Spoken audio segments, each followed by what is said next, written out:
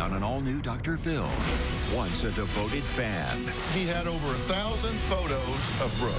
Now a convicted stalker. She lied under oath. Brooke Shields made me out to look like a predator. You parked outside Brooke's home and wrote her name on your car's window. You won't believe his shocking accusation. Do I think Brooke is the cause of my sister's death? Yes, I do. That is not rational. I'm not delusional. Let's do it. Have a good show, everybody. Here we go. This is a safe place to talk about hard things. Stand by. I'll count you down. I'll try to be an emotional compass and point you in the right direction. 5, 4. I am not giving up on you.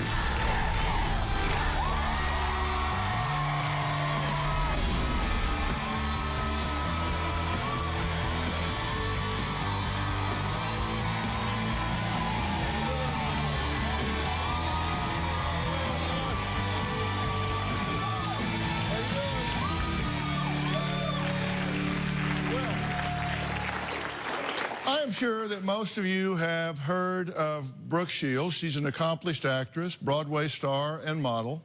She starred in the sitcom Suddenly Susan, the films The Blue Lagoon, Endless Love, and caused quite a sensation when she appeared in those Calvin Klein ads in which she claimed nothing came between her and her Calvins. Well, throughout her career, she has gained adoration of many fans. But when does fan stop being a fan, like this man, who always seemed to appear in the background of Brooke's life and career? He is 49-year-old John Rinaldi. Now, according to Brooke, he has stalked and harassed the star for over a decade, leaving the actress reportedly feeling not only violated, but also terrified for herself and her children. Now, John Rinaldi's fixation goes way back to when he was just 12 years old. I remember seeing those Calvin Klein commercials with Brooke Shields in the 1980s. My feelings for Brooke were typical of any kid with a crush. Just an escape. I thought Brooke Shields was the most beautiful thing I'd ever seen in the world. I had a really good childhood. I had the best of everything. I was very fortunate growing up. When I was 12 years old, my world fell apart. Our neighbor sexually abused me. He did very sexually inappropriate things to me. Being molested affected me greatly. I was there from everybody, my friends and my family. I threw myself into TV shows and movies. I joined Brooke's fan club. I wrote a letter, and I had a response. And I wrote more letters, and I would always get a response, always with a message of encouragement. Some of the letters, I did explain some of the abuse that I was going through. It was the only outlet I really had. And one night the phone rang, and it was Brooke Shields' mom, Terry Shields. Brooke Shields' mom called my dad and said that there was a problem with my neighbor. Terry Shields came to my rescue. She went out of her way to help some broken little kids she had never met. She saved my life. Brooke became endearing to me because her mom looked out for me. I was a broken kid. Brooke became special because her mom thought I was special. After Mrs. Shields called, they became real to me. So that pretty much put an end to the childhood crush. They were friends of the family. Well, John admits that from his fixation, he developed a little obsession. Now, according to Brooke, when John got older, he sat front row at her Broadway shows, bought her an expensive gift, and parked outside her house for days until he eventually started knocking on her front door. As an adult, I've had a few interactions with Brooke Shields. In the early 2000s, I saw Brooke Shields in Chicago, The Addams Family, and Cabaret. I went to about 4 or 5 of her shows in like a 15, 20-year span.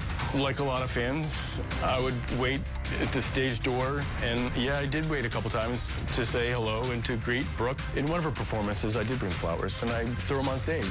Brooke even took one of the flowers out and threw it back at me. After Brooke had her little girl, I sent Brooke a really nice gift, a beautiful keepsake box. I bought it in London. It cost me $1,000. That's what you do. You come bearing gifts. Good gesture, goodwill. After the Broadway show in Chicago, I saw her husband, and I introduced myself as somebody who had sent the baby gift. And he goes, "Oh, you're the one. Oh, thank you so much. You have to meet Brooke." And he whisked me across the room, and I said, Brooke, this is John. John's the one who sent you the baby gift. She goes, first of all, you spent too much money, and second of all, I'm not sharing it. And that she was going to keep it lovingly in her bedroom on her bureau. I joked with Mr. Henchy, punched him in the shoulder, and said, take good care of Brooke. She's very special to us. Brooke Shields moved to my neighborhood roughly about 4 years ago. She was like 2 blocks from me. One of the first times I ran into Brooke, when I saw her in my neighborhood, I said hello, and I was told it was inappropriate. After Brooke was rude in the neighborhood, I ran into her husband. I said, hey, Mr. Henchy, Brooke has been a little rude. And he goes, oh, no, don't worry about it. Brooke's very overprotective. She's very private. I went on a social media platform. I made a comment on her behavior. I said, here, welcome to the neighborhood. We in the neighborhood, we don't see celebrity as celebrity. We see our neighbors, and we're very neighborly. A few years ago, I went to one Q&A event of Brooke's when she released a book, and I asked a question. One time, walking home, I passed by her house, and her children out front selling lemonade. I stopped, I bought a cup, made a comment to the nanny. I never once spoke to her children. I never once targeted her children. It's just crazy. A few years ago, in searching the neighborhood for a parking spot, I did actually park in front of her house. I wrote her name on my back windshield because I was being playful. The police told me not to walk down her street. It's been my neighborhood for 20 years. It wasn't intentional. This is all innocent. Well, fast forward to early 2016, and John's fascination with the star culminated in his arrest. And in June of this year, a judge found him guilty, and he was convicted of harassing and stalking the actress. Brooke filed a criminal complaint against me. I was charged with 2 counts of stalking and 2 counts of harassment. The claim stated that I parked in front of her house because I wanted her attention. The claim also stated that I sat in the front row of 10, 12 of her Broadway shows. Absolutely not true. I went to about 4 or 5 of her shows. The claim also stated that I tried to give her flowers backstage. Not true. The claim also says that I stopped by her house to follow up on the Sandy Hook memorial items that I had sent. But I also had permission to do that. The police told me not to walk down her street. It's been my neighborhood for 20 years. It wasn't intentional. Actress Brooke Shields takes a stand against her alleged stalker. I felt fear, Shields told the court. Shields describing Rinaldi's eyes bugging out. Thank you, I'll make it. In court, Brooke was a little abrasive, short-tempered. Brooke had always been like this endearing person to me. Brooke made me out to look like a predator. At that point, I was just sickened by her. I was convicted of stalking and harassing Brooke Shields. I feel Brooke lied to the police and to the court to convict me of stalking. The sentence was 60 days, and I ended up spending 28 days in Rikers. I'm 100% innocent. I did not ever stalk, harass Brooke Shields. I've done nothing to even cross the line. I'm being painted to look like a monster. I would never admit to being a predator. I'd rather die first. All I want to do is clear my name. In a shocking twist to this story, and in his first ever television interview, John claims that he is the victim, that he is 100% innocent, and that he is, and these are his words, no creepy creepster. Now, I want to tell you, I take this topic very seriously. I know what it's like to need to protect my family. I've had my own stalkers. I have some stalkers right now. I have people whose pictures are on the gates here at Paramount that are barred from being on this lot. They're barred from being in this audience. We have security at our home. We've had people that have intruded on our family space. When somebody starts to cross the line with my wife, my children, my grandchildren, I'm the last guy you want to deal with in that regard. I take this very, very seriously. Now, I've gone through all of the evidence in this case, and if there is any way to turn the lights on inside of this man, that's what I want to do today. I'm hoping to reach him. Now, I don't know whether I'm going to be able to or not, but that's my goal today. That's why he's here. He says he wants to come clear his name. My goal is to give this guy a wake-up call so he can close this chapter and move on with his life. It's time to meet John Rinaldi. She just thought that all my efforts were essentially about her, a ruse to get her attention. If you didn't do anything, how did you wind up in Rikers? And later, the discovery documents say that he admitted sending more than 20 letters and had over 1,000 photos of Brooke. He told us that you had 5 or 6 pictures and that you only wrote 12 letters. Tomorrow on an all-new Dr. Phil. Her family believes she's an unfit mother. They're threatening to take my children from me if I don't come on the show. Her boyfriend is homeless. He's sleeping in my sister's car. In your driveway? Yeah. What, do you just walk by him when you leave the house? My mom and my sister gang up on me. You want them to butt out? Yes. You're not taking care of your kids. Because I work 50 hours a week. How many kids have you raised? Of my own, none. Of yours, too. That's tomorrow.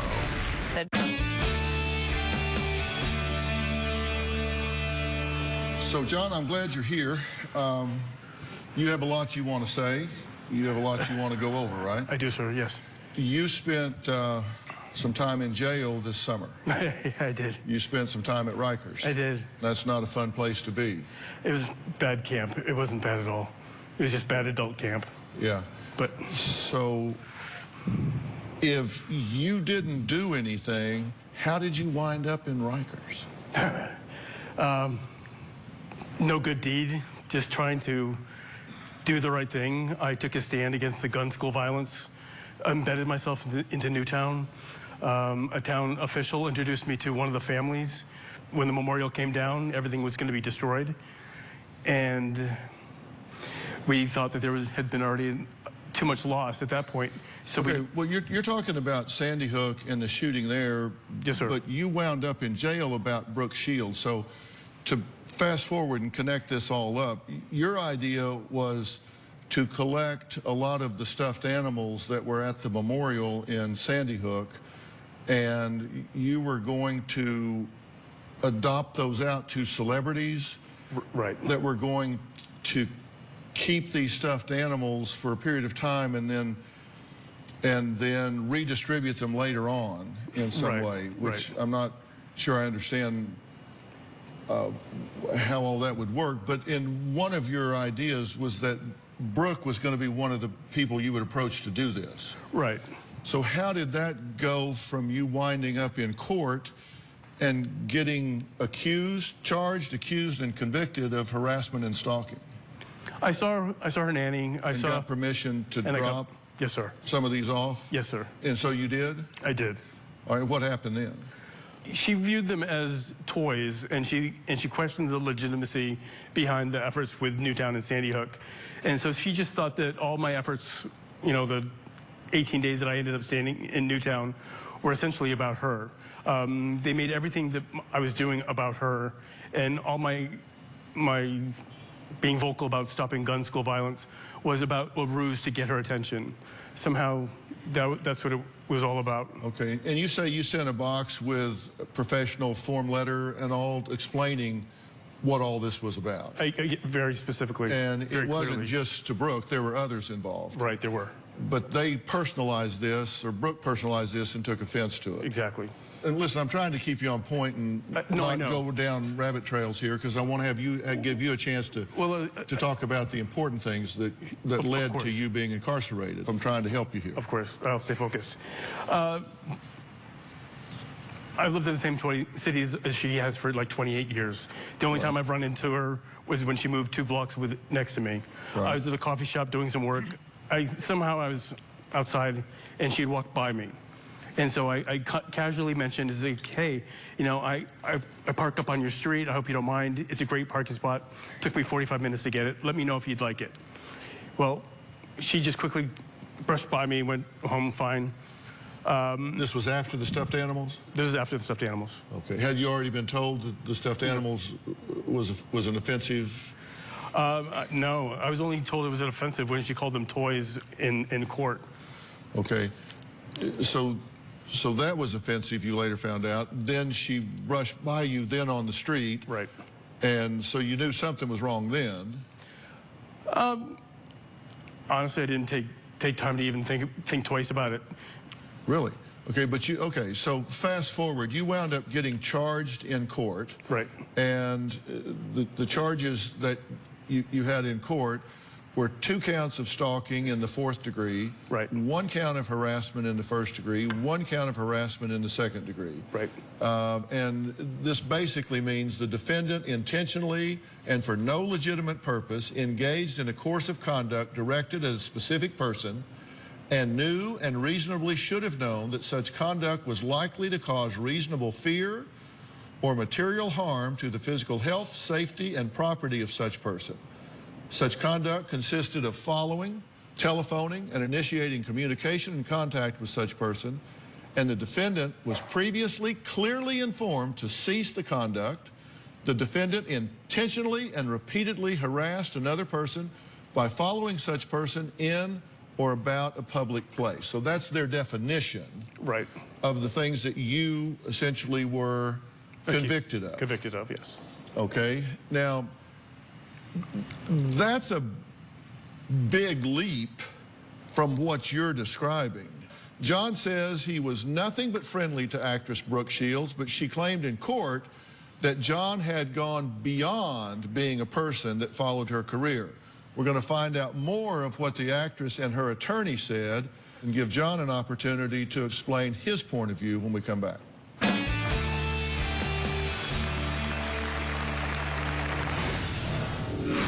Why would she invest this energy in you? I believe she wanted that street to herself. There's hundreds of people on that street. Why you? Are you saying she just picked you at random? They thought I was delusional until I proved them wrong. And later, that alone makes me very suspect of your position because you're showing no empathy, no insight, no consideration for anybody's position but your own. No, not at all. I'm not a creepy creepster.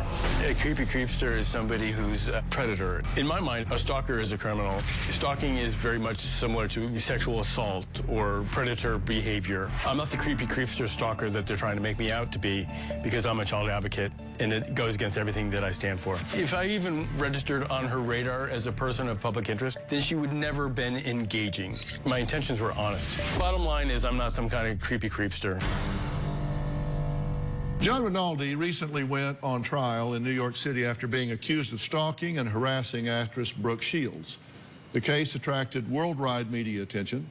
Now, during the 4-day trial, without a jury, Brooke testified that the ordeal had left her not only terrified, but also feeling violated.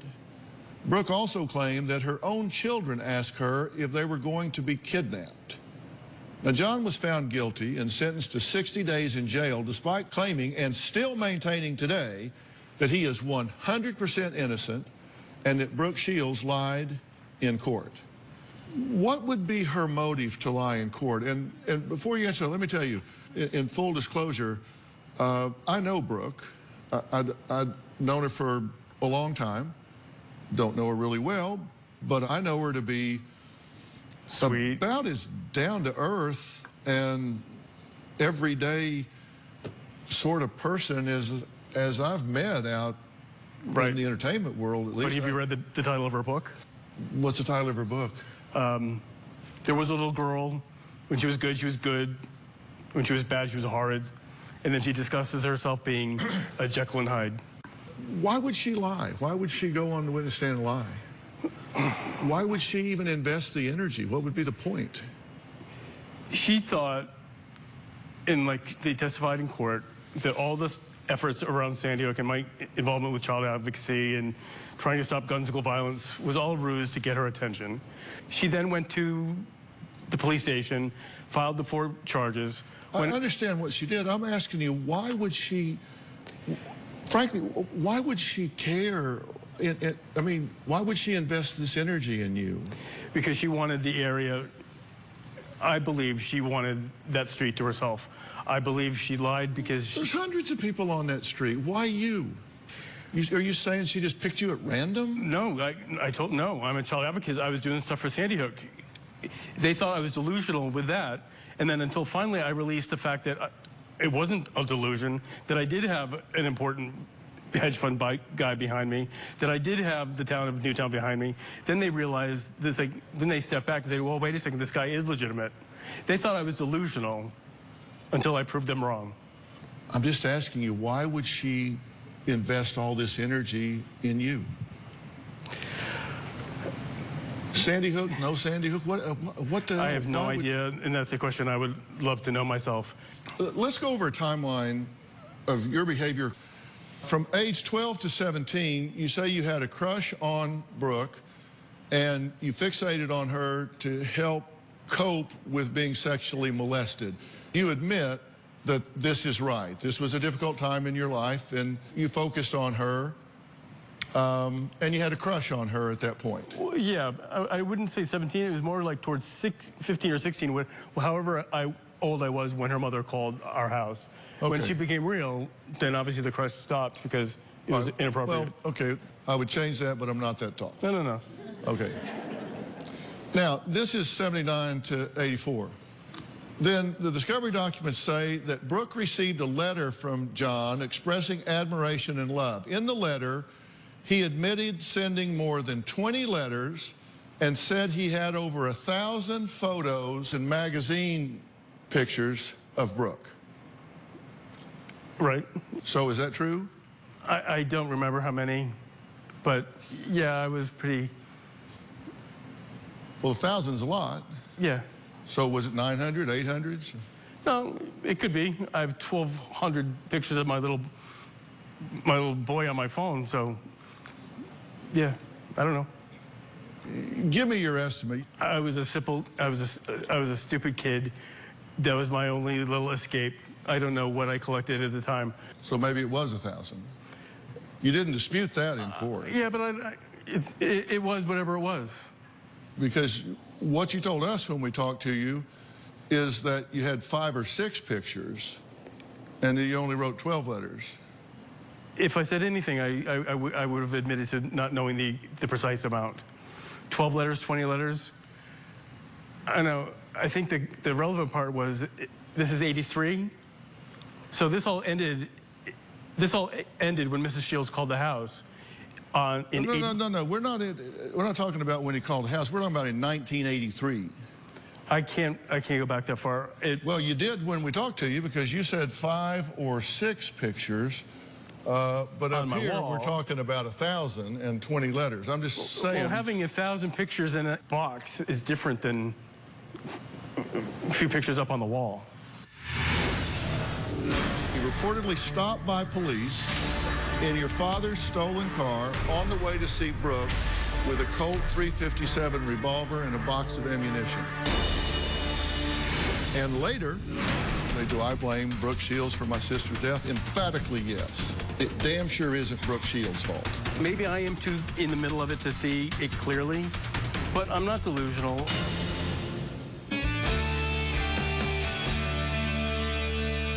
All right, 84. According to Discovery, you reportedly stopped by police in your father's stolen car on the way to see Brooke with a Colt .357 revolver and a box of ammunition.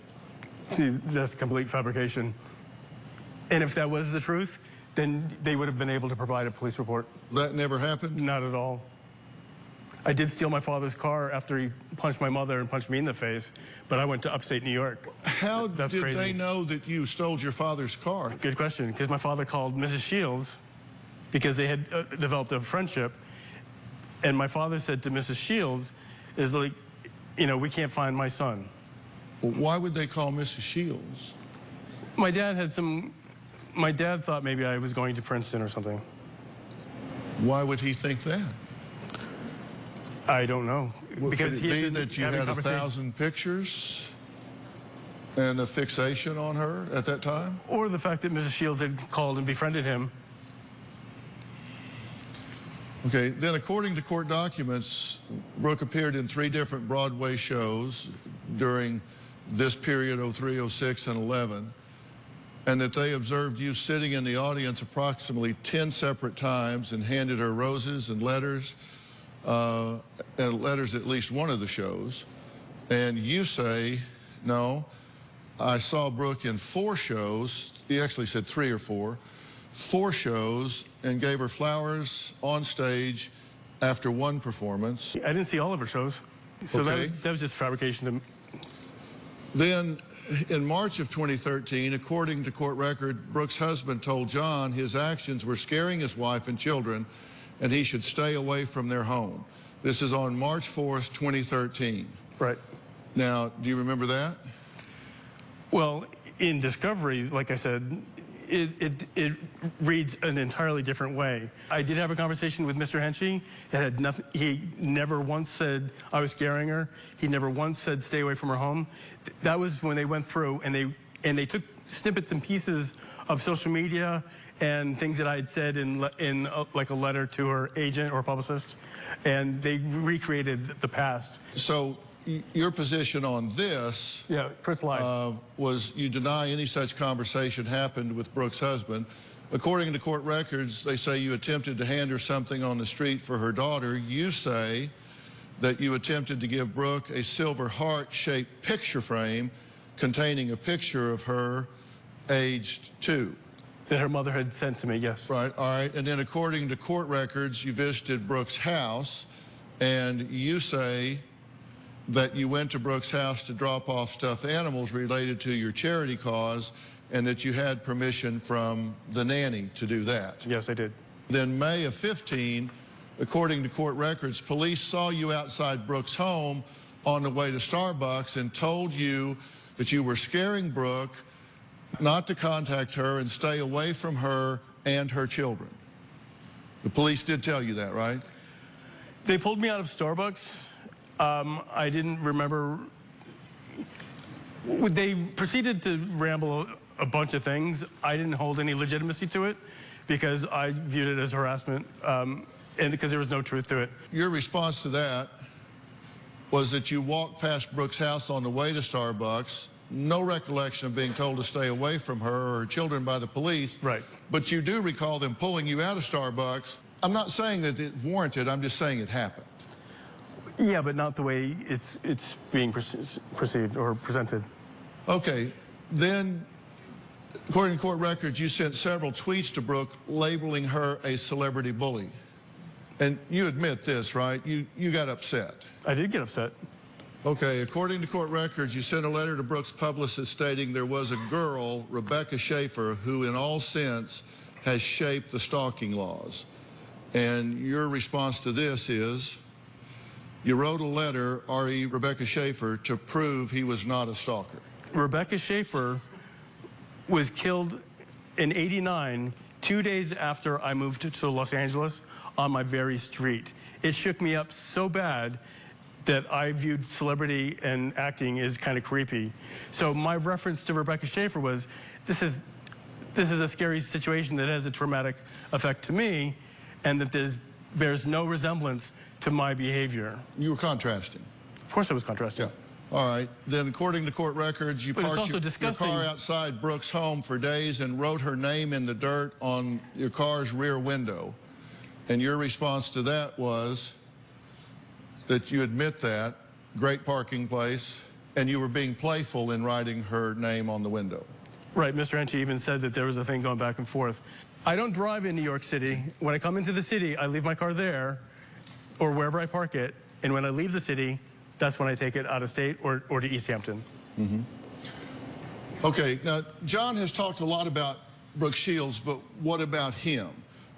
He says he's being mischaracterized here. We'll talk about that and let him explain some other things when we come back.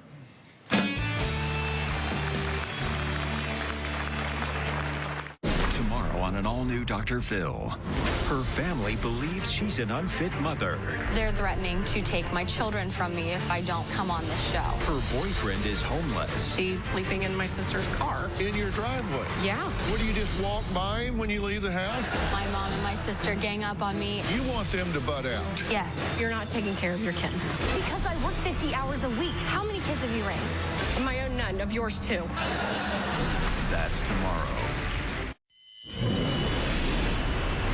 I know a lot of celebrities. Living in LA, New York, I know a lot of important people that are doing a lot of important things. I went to dinner with Madonna and Carlos. Go into the coffee shop and you bump into Jake Gyllenhaal. I knew Stanley Tucci from my gym in LA. I worked out with Hugh Jackman at my gym in New York. For me to stalk Brooke Shields is just stupid. Living where I live, in the work that I do, and the places I go to, I've been around the inner circles for 20, 30 years. So for Brooke to think that I'm stalking her is really kind of ludicrous.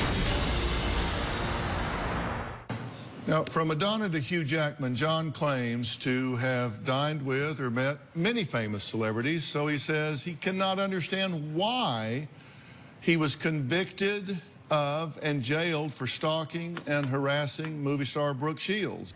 When you look at the timeline of events that we've just been through, and we take even your version, the most conservative version of the events that have gone by, this is not coincidence. Of course it is. This is something that someone might consider to be intrusive, that someone keeps turning up, that someone keeps crowding into their space, someone keeps injecting to the point that they're getting uncomfortable.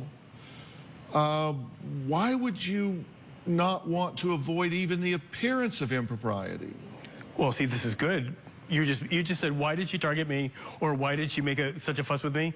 Her perception is, like you said, I've lived in the same cities since '89 in LA, '95 in New York. The only time I've run into Brooke is maybe 3 times in public when she moves 2 blocks next to me. So there, you just answered your own question.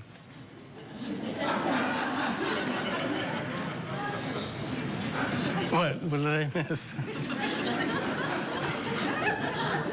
You say you want to clear your name here, and the way to do that is to have some insight. Right. And you're Exactly. saying that there's just no side for Brooke Shields and her family here. It's only your side. That alone makes me very suspect of your position, because you're showing no empathy, no insight, no consideration for anybody's position but your own. No, not at all. I've avoided it.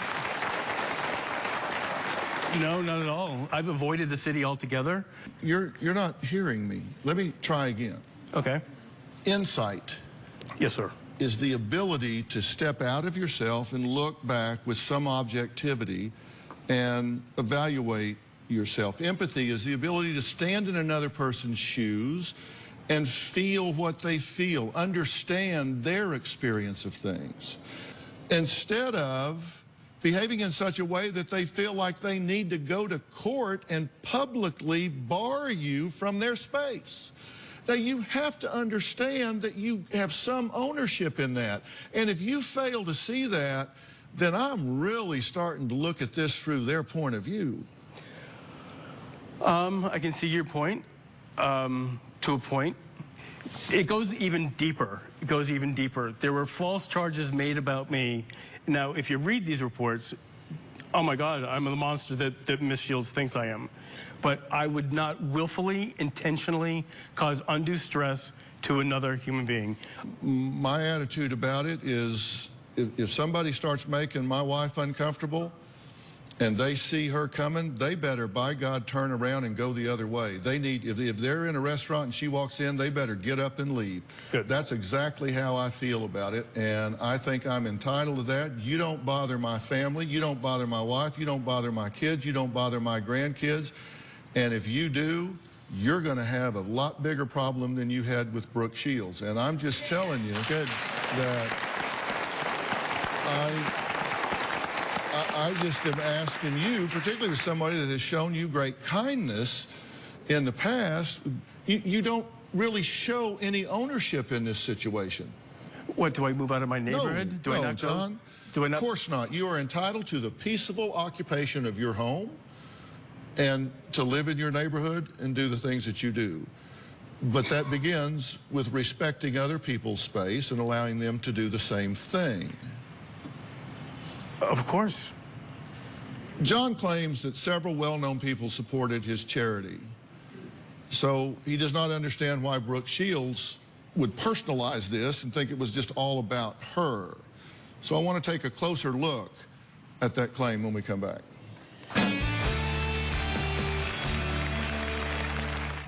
This show is almost over, and we're getting ready to start taping a new one. But something is missing. You.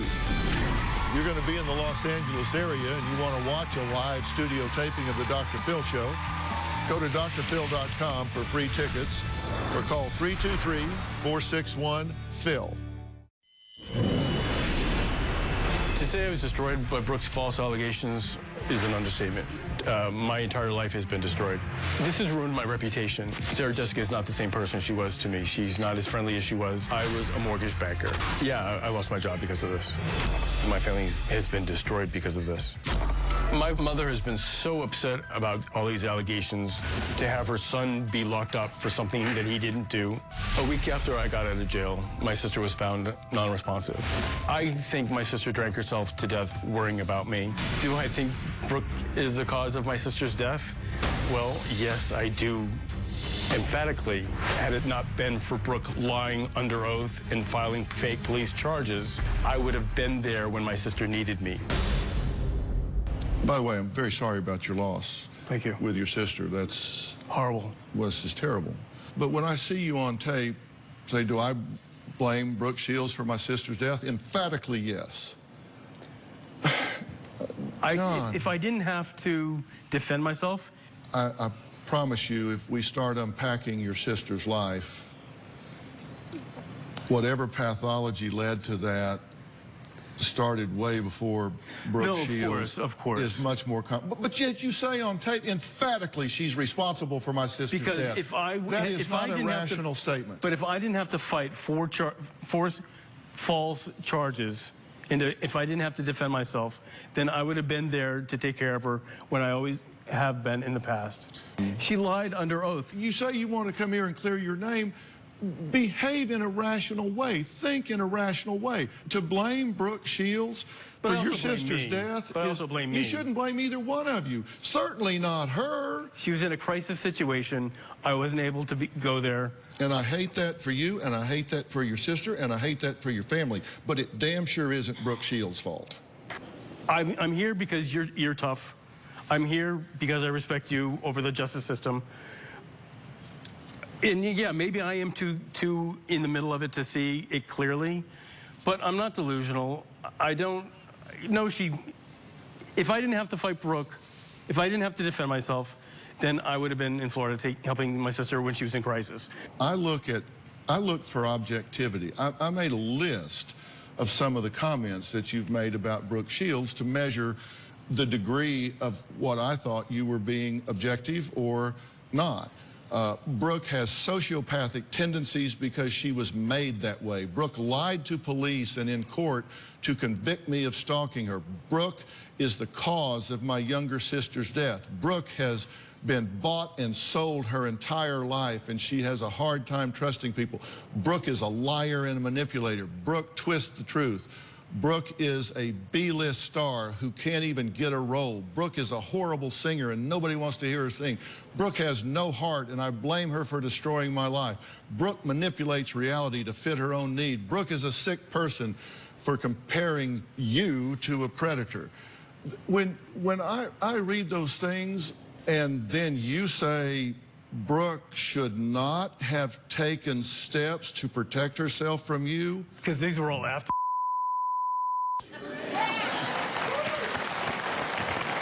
If you go to the timeline, all this was in defense after the fact. Those aren't defending, those are attacking. You need to focus on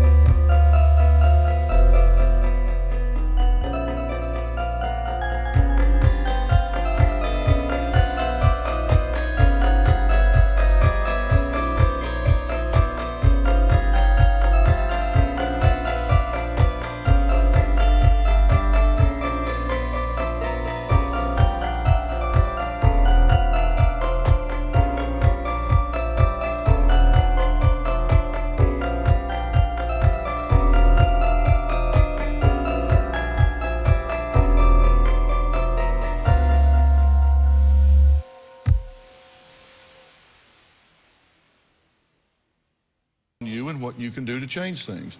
We got to take a break. There's a difference between an irresistible impulse and an impulse not resisted.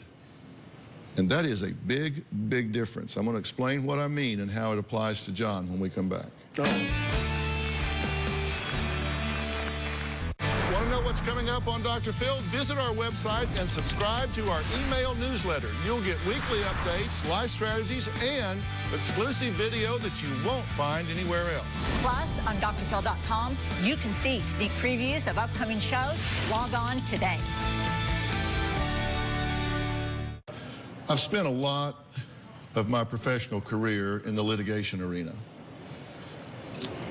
in a lot of different ways, sometimes as an expert witness, sometimes as an officer of the court, sometimes in determining sanity and insanity, and sometimes in a criminal case, I had to make a decision for the court or advise the court as to whether someone was acting on an irresistible impulse, meaning it was involuntary, this was irresistible impulse, or it was an impulse that they just chose not to resist.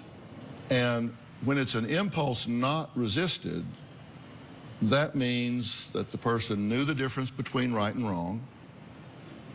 They ignored that and chose to act on that impulse anyway. They chose to do what they did anyway. Now, I choose to believe that you're dealing not with an irresistible impulse, but an impulse that you can resist. You have a tendency to characterize things in a subjective way that aren't always validated by the rest of the world. To say that you have no ownership in this conflict is just absolutely wrong and impossible, and it makes you seem really non-credible. Right.